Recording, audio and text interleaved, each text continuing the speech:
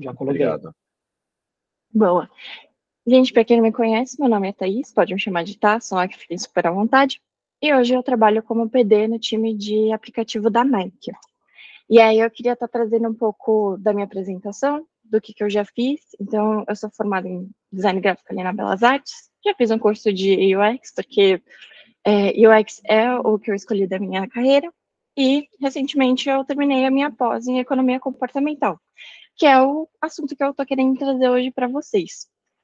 Principalmente porque economia comportamental é aquela área entre economia e psicologia. Tipo, se a gente vê num diagrama de Venn, é aquele que está em conjunto entre os dois. E é bem recente essa área, em questão de estudos, artigos que foram feitos, e aí não existe tanto conhecimento diversificado ali, muito acessível, em como que a gente aplica, como que a gente acaba tendo mais contato com isso, sendo que é algo que fica muito presente no nosso dia a dia, tá? E aí é por isso que eu vou estar trazendo o tema de economia comportamental, só que antes eu queria estar trazendo para vocês também um pouco de alguns conceitos, só para a gente construir uma base legal para a gente estar seguindo ali com a apresentação. Boa? Os primeiros conceitos são de homo econômicos e a racionalidade limitada. O homo econômicos é aquele conceito onde o homem, e aí o homem eu estou falando muito no sentido da antropologia da coisa, então sou eu, você, todos nós, somos pessoas completamente racionais. E aí a racionalidade está sempre presente 100% do momento no nosso dia a dia.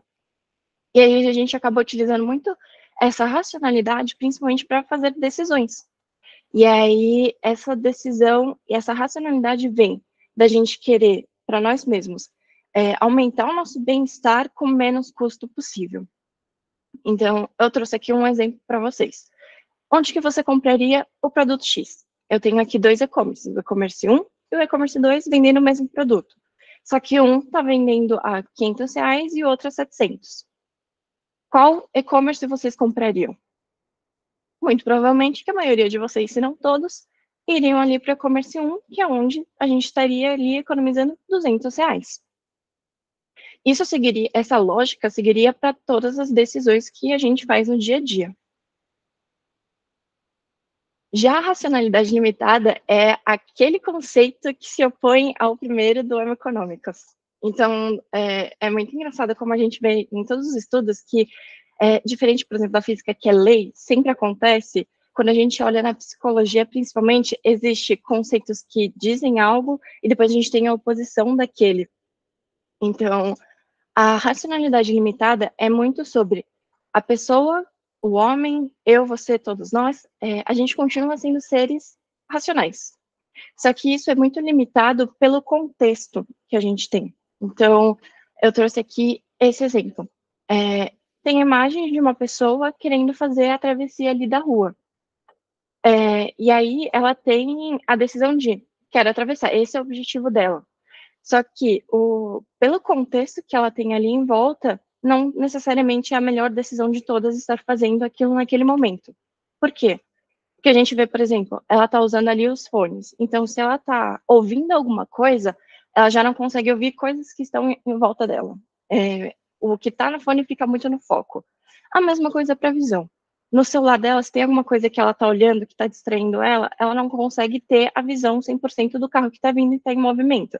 Então, a gente tem como se fosse o primeiro plano e o segundo plano, onde o primeiro plano é onde tem maior foco, e o segundo onde a gente tem um pouco menos de foco. E aí pô, tá, existe a racionalidade disso, ela já tá atravessando, tá no movimento de estar atravessando. E aí a racionalidade diz que não existe uma situação onde é a melhor de todas, que nem no exemplo anterior. Então, a maioria ou todos de vocês iriam no e-commerce 1. Só que aqui, se a gente fosse aplicar a racionalidade por completo, no caso, ela não estaria no celular, ela não estaria ouvindo música, ela estaria dentro de uma, na faixa de pedestre, e aí a gente também veria ali o sinal vermelho para que o carro parasse e aí ela conseguisse atravessar. Só que quantos de nós já fizemos isso de, putz, a gente vai atravessar e não é necessariamente nessas condições, sabe? Aí aqui eu trouxe também outro exemplo para vocês sobre um teste de atenção, mas aí eu queria saber primeiro, tá tudo bem aqui em relação aos conceitos por enquanto? Sim, tá. Não, tá. Sim, Tá sim. tá. Boa. Sim. Eu vou passar aqui o vídeo, aí qualquer coisa vocês me avisem se não estiver tocando o áudio, tá? Esse é um teste de atenção. Conte quantos passes a equipe de branco consegue fazer.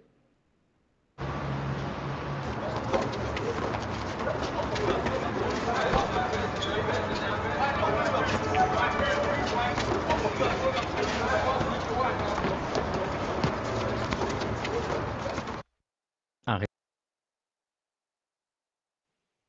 Vocês conseguiram contar, gente? Pra mim foi 14. Então, esse é um pouco do teste de... Pô, vocês já estavam ali com um objetivo. Então, o quanto que vocês conseguiram estar atingindo esse objetivo e estar acertando ele no final. E aí, mais uma coisinha, que é resposta é o... 13. Mas você viu o urso Walken?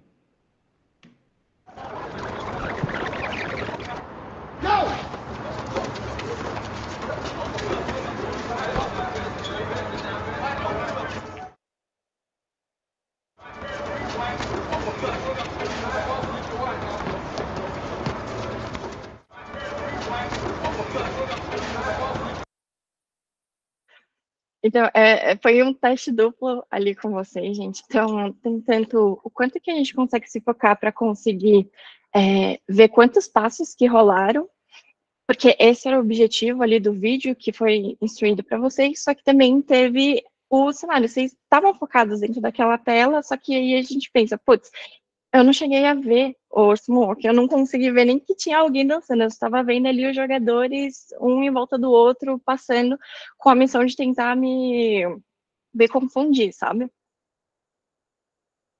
Esse é um teste de atenção. Ixi, Conte como que eu consigo passar aqui? Boa. E aí, para tentar explicar um pouco mais de racionalidade limitada e como ela é aplicada no mercado, então eu trouxe aqui mais alguns exemplos para vocês. Então, a gente tem o e-commerce 1, 2, 3 e 4, e aí vendendo o mesmo produto X.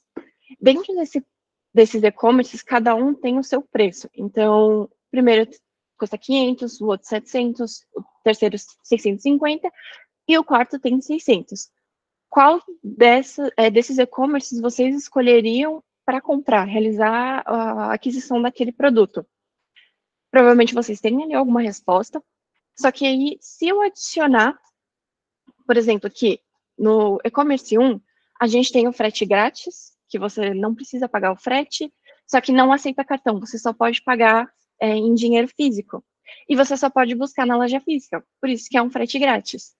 No segundo e-commerce, a gente tem frete grátis também, envia ali para sua casa, e existe um cashback, só que é o preço mais caro, no valor de R$ 700. No e-commerce 3, a gente tem ali o frete que é pago, a gente tem desconto de outros produtos que aí podem estar compensando um pouco do valor ali do produto X, e no quarto a gente tem frete grátis, só que tem a maior velocidade de entrega comparada aos outros 3 primeiros. Então, para vocês, existe uma resposta certa? Muito provavelmente existe. Mas será que todo mundo aqui que está vendo essa apresentação, está olhando todos esses aspectos desses exemplos, vão responder um único e-commerce? Seria uma decisão unânime? E aí, isso eu trazendo 4 exemplos, gente. Só que assim, no mercado a gente vê milhares de lugares, milhares de e-commerces. Então, se o produto fosse vendido em 1000 lugares diferentes, eu tivesse que analisar todas essas características, será que a pessoa que é econômico, que tem a racionalidade 100% do tempo dela, iria analisar os 1000 e depois fazer a análise de qual que é o melhor e-commerce para eu estar comprando e adquirindo aquele produto? Depois que a gente viu esses conceitos, eu queria estar trazendo um pouco de, pô, mas como que economia comportamental e design acabam se relacionando, tá? Aqui eles se relacionam porque existem os vieses comportamentais. O que são esses vieses? Eles são muito atalhos mentais, então esses atalhos mentais, eles são muito alterados, impactados ali com as nossas vivências, o que eu gostei, o que eu não gostei, as minhas lembranças, o que eu estou ouvindo atualmente. E aí, esses atalhos mentais é como se fosse um empurrãozinho na hora de você fazer alguma decisão.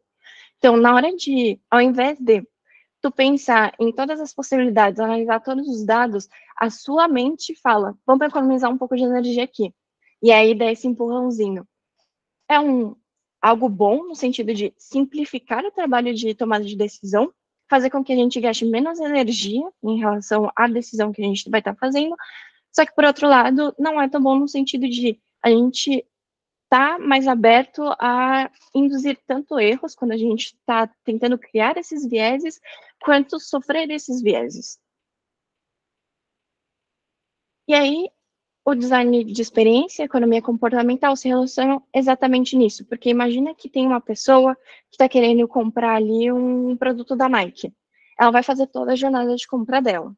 Só que a jornada de compra dela não é só o lado consciente de eu quero isso, eu vou ver isso, eu vou ver as outras opções. É uma mistura, uma mescla, um equilíbrio entre o lado inconsciente da mente das pessoas, que é muito que economia comportamental acaba utilizando, e também os nossos métodos de hoje. Porque quando a gente olha, por exemplo, sei lá, numa entrevista, num teste de usabilidade, a gente pergunta muito sobre, o que que você sentiu nisso? O que que você acha disso? O que você faria para isso? Então, são pensamentos que a gente acaba trazendo do inconsciente para o consciente para a pessoa. Então, muitos métodos que a gente acaba utilizando ali de discovery são de métodos que trazem uma resposta muito mais consciente do que a pessoa usuária vai estar fazendo ali, seja no seu produto ou no seu serviço. E aí, qual que é o valor de ver esses vieses e saber o que são esses vieses? A gente sabendo quais são esses vieses, a gente pode tanto achar um jeito de causar um menor impacto ou um maior impacto. E aí eu queria muito falar de reforçar que vieses comportamentais, eles não são ruins. Por mais que possam mudar ali a sua percepção, eles têm um lado bom de ajudar a simplificar o pensamento, o processo de decisão. Então, imagina que não existisse os vieses e a pessoa tivesse 100% ali da racionalidade. Ia ser muito moroso para a pessoa na questão de esforço cognitivo que ela precisaria estar fazendo para realizar aquela ação. E aí, muito do contexto onde que esses vieses vão ser aplicados, onde nós, como produto, engenharia e design, vamos estar escolhendo estar aplicando isso nos nossos produtos, nos nossos serviços, vai dizer o quanto é algo bom ou algo não tão bom, mas que os vieses, na sua essência em si, eles são neutros, tá? Tá bom, tá. Entendi o que são os vieses, eu entendi o que tá ali na área da economia comportamental, eu entendi ali o que é homo econômicos e o que é racionalidade limitada. Mas você tá falando de vieses, o que são esses vieses? Onde eles vivem e onde eles comem?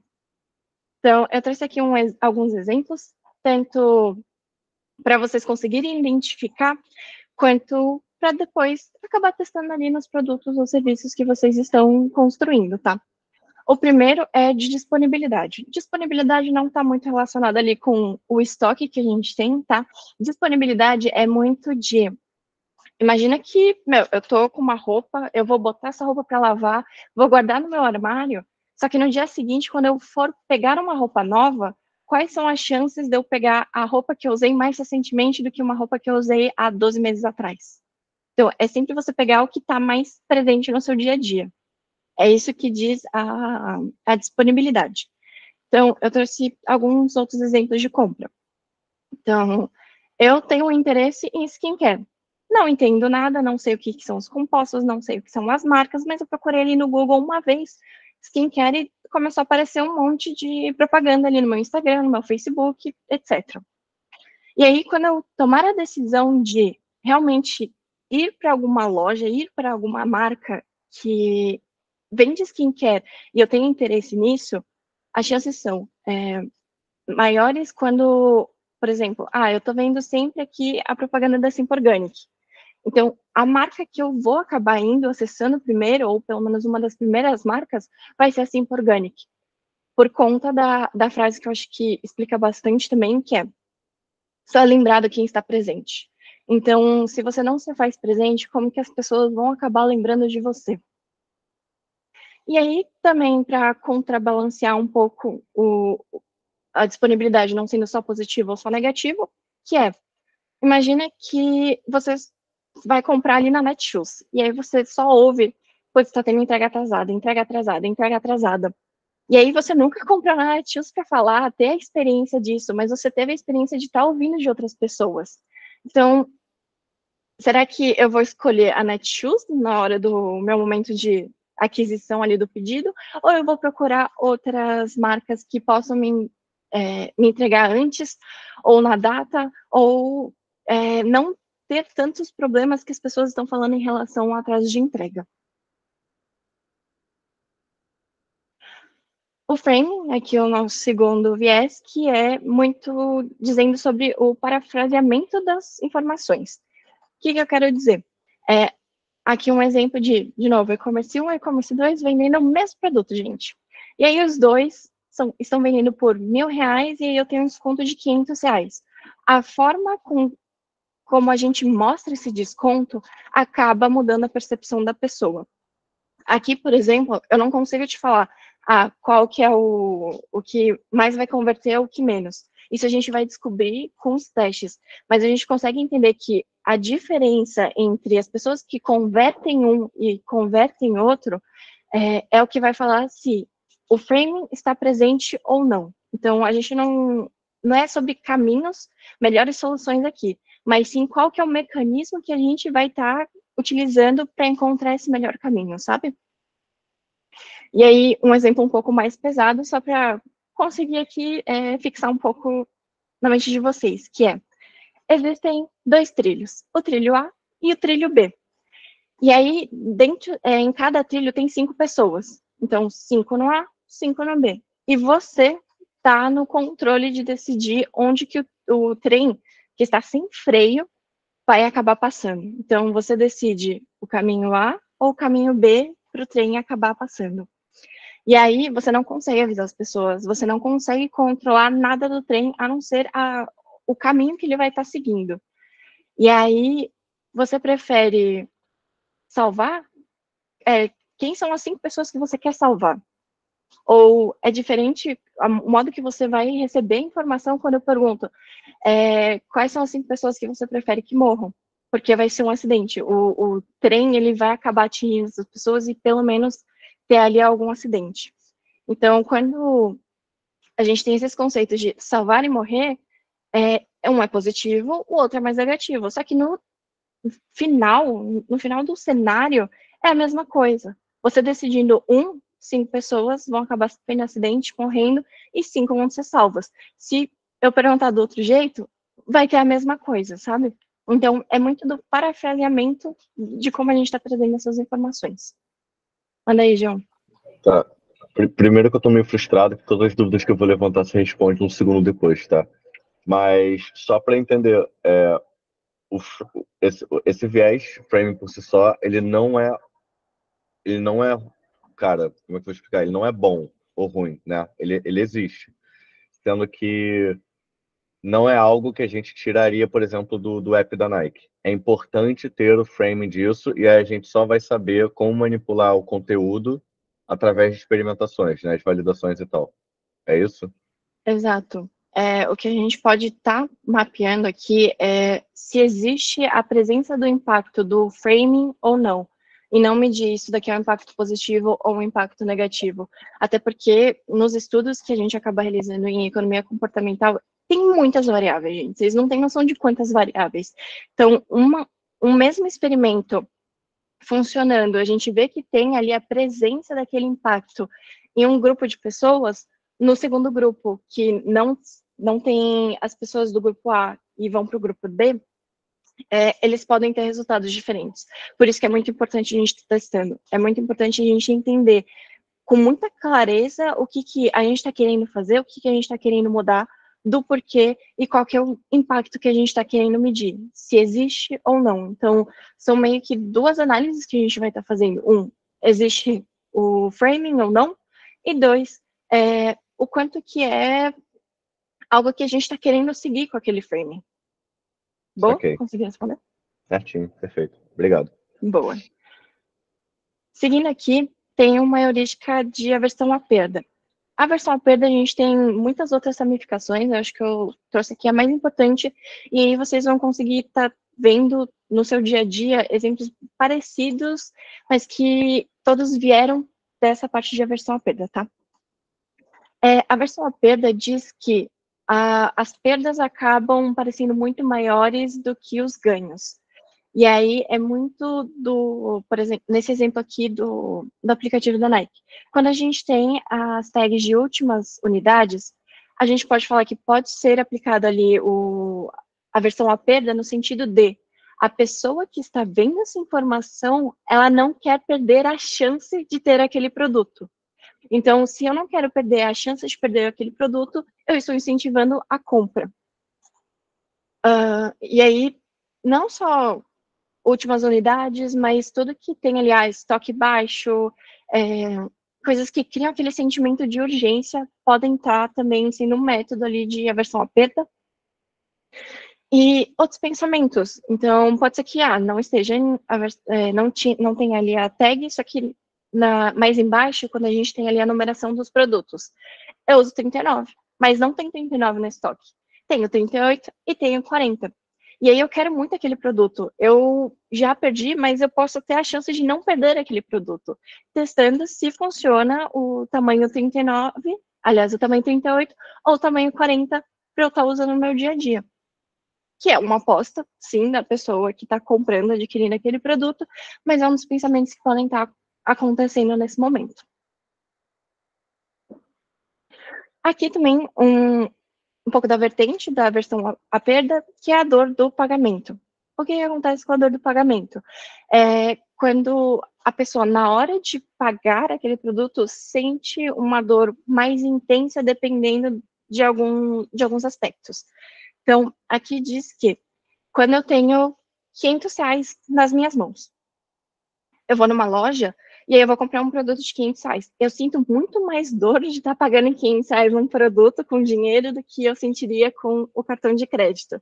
Porque quando a gente tem o dinheiro físico, existe aquele sentimento de posse. Então, eu tenho os R$500 e depois eu não vou ter os R$500.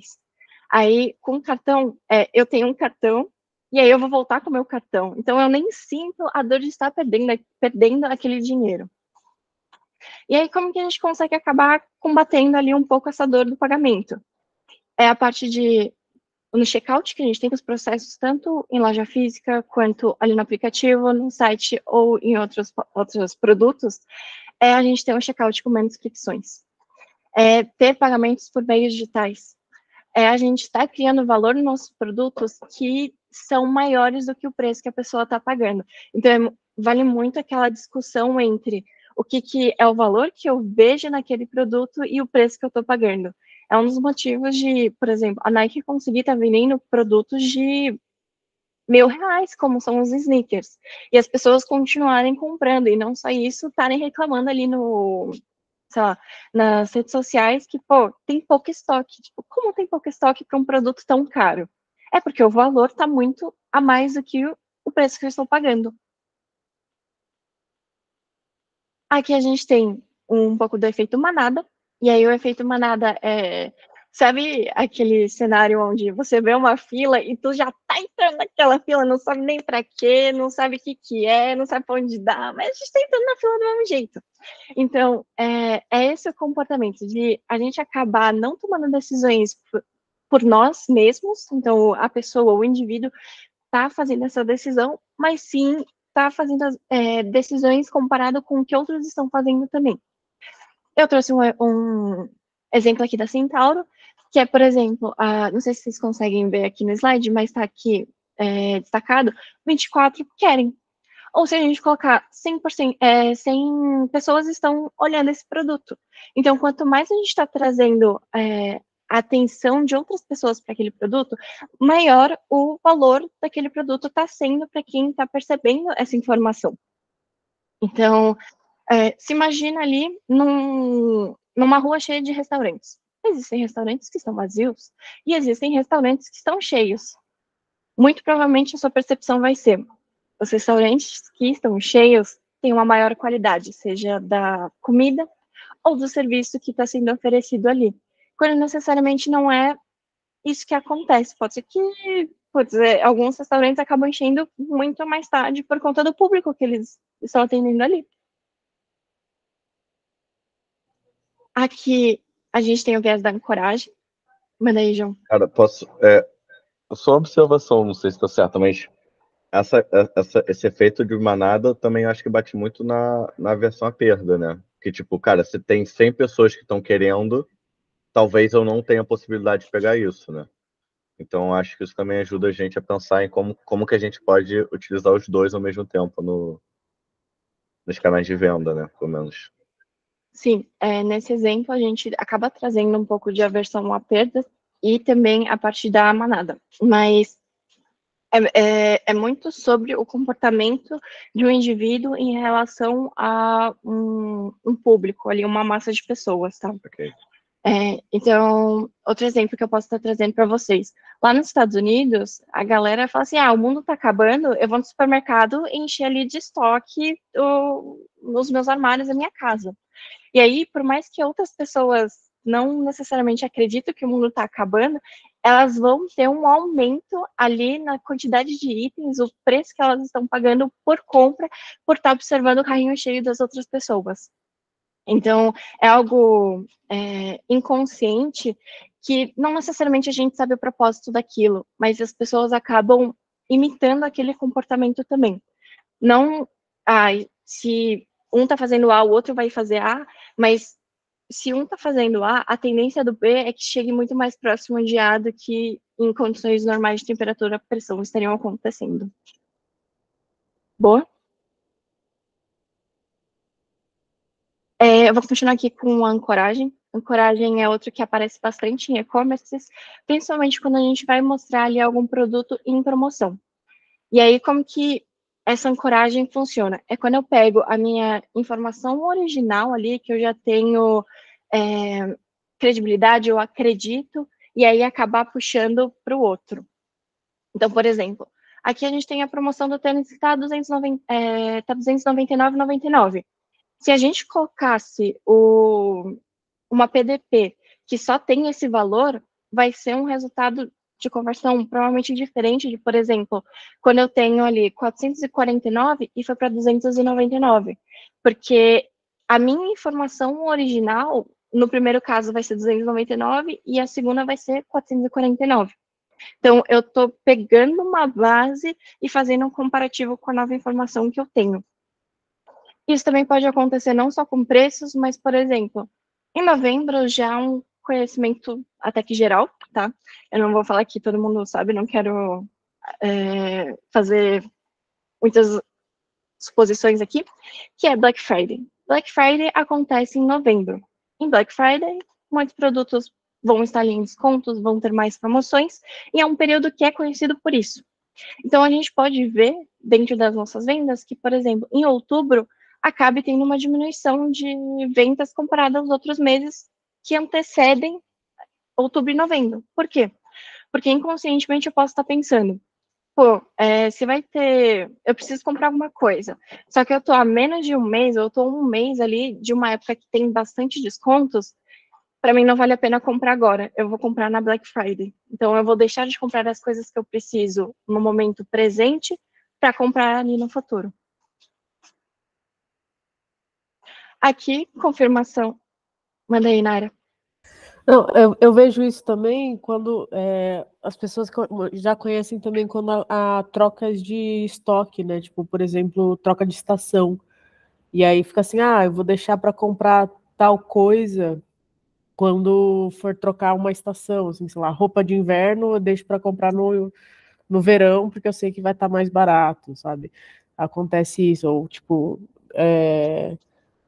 por exemplo, agora eu sei que começo de ano é uma época de troca de estoque de eletrodomésticos.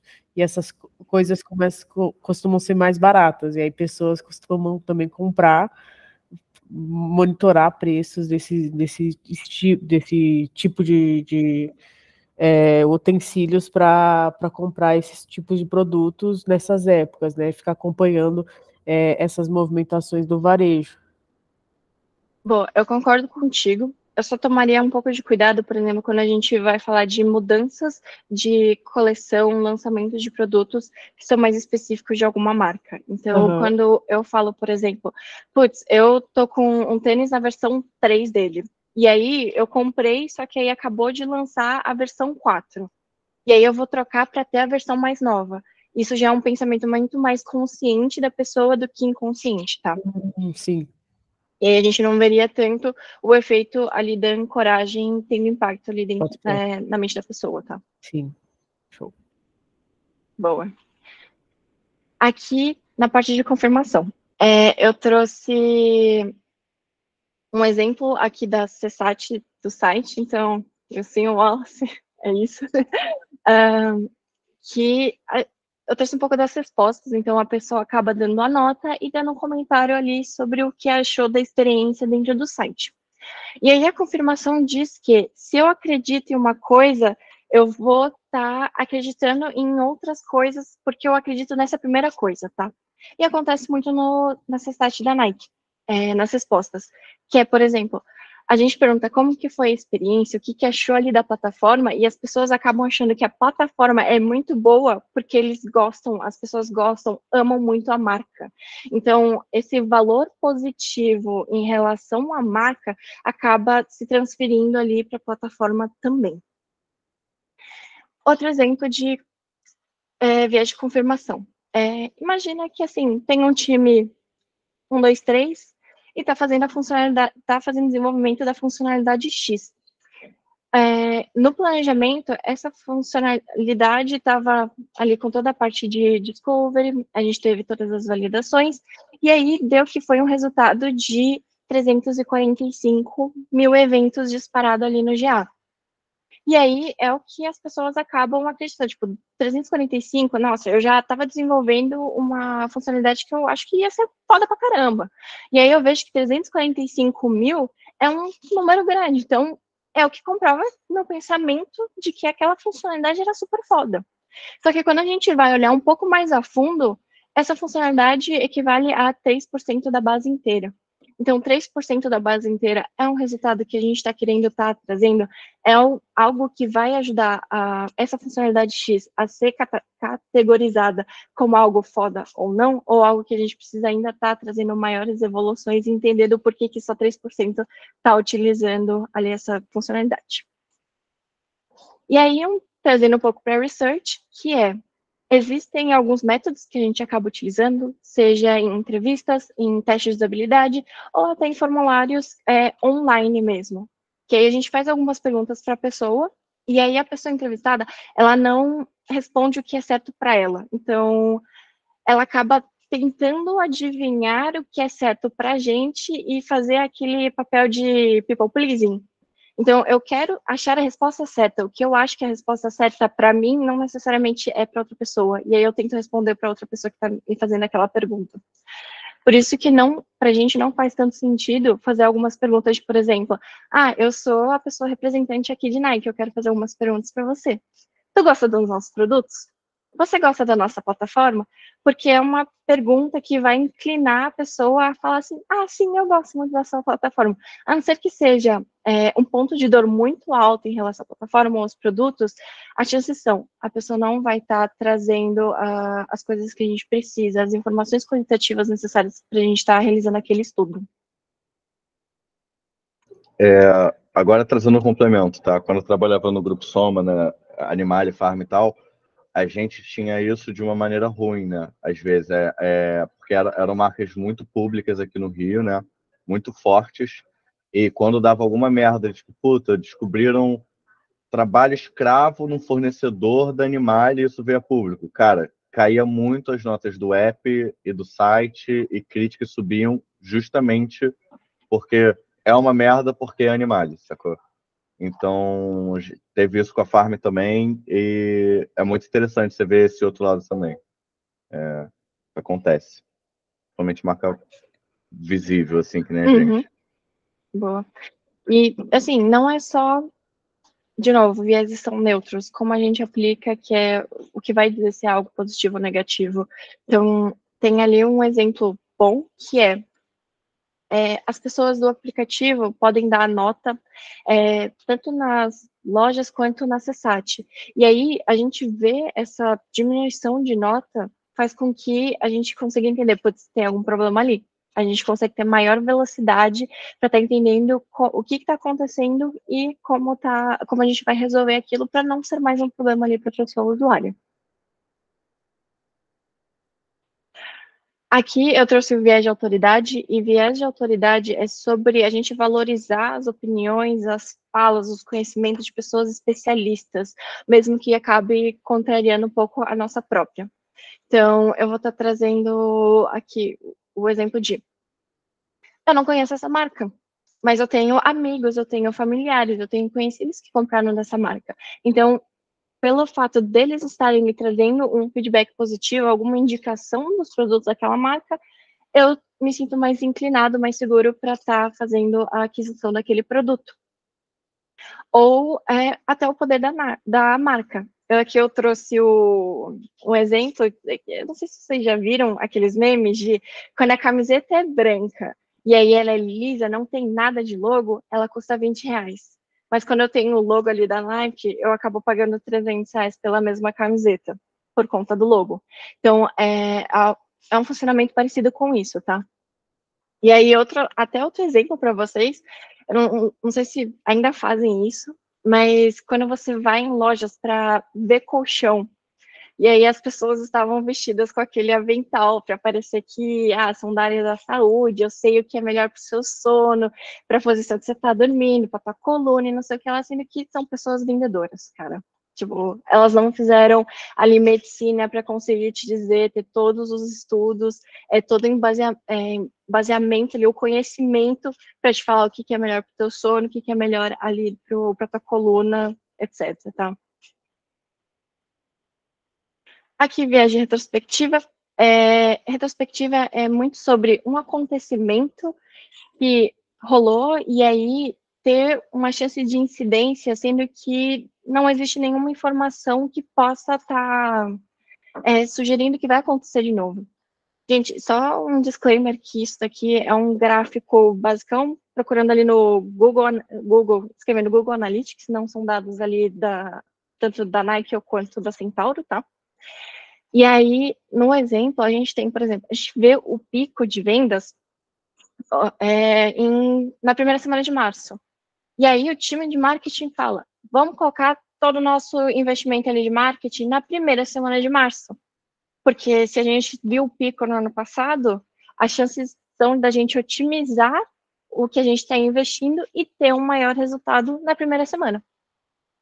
Só que, o que fez com que essa primeira semana de março tenha essa quantidade de vendas?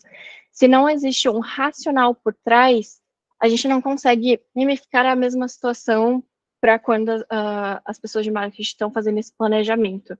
E por isso que a retrospectiva acaba acontecendo. Então, é só a memória e fazer com que esse sentimento de predição seja muito mais correto do que realmente é quando você procura ali os argumentos, o racional por trás. Outro exemplo aqui o meu pedido da Netshoes atrasou. Primeira vez que eu compro e já atrasou. E aí, eu não vou comprar de novo porque vai atrasar de novo o meu pedido. Sendo que eu tive um período de, sei lá, 2 anos que isso aconteceu. Então, as chances são, o serviço de entrega da Netshoes melhorou dentro desse período. E não existe argumentos que falem, putz, aconteceu na primeira, vai acontecer numa segunda, a não ser o viés da retrospectiva agindo ali na cabeça da pessoa.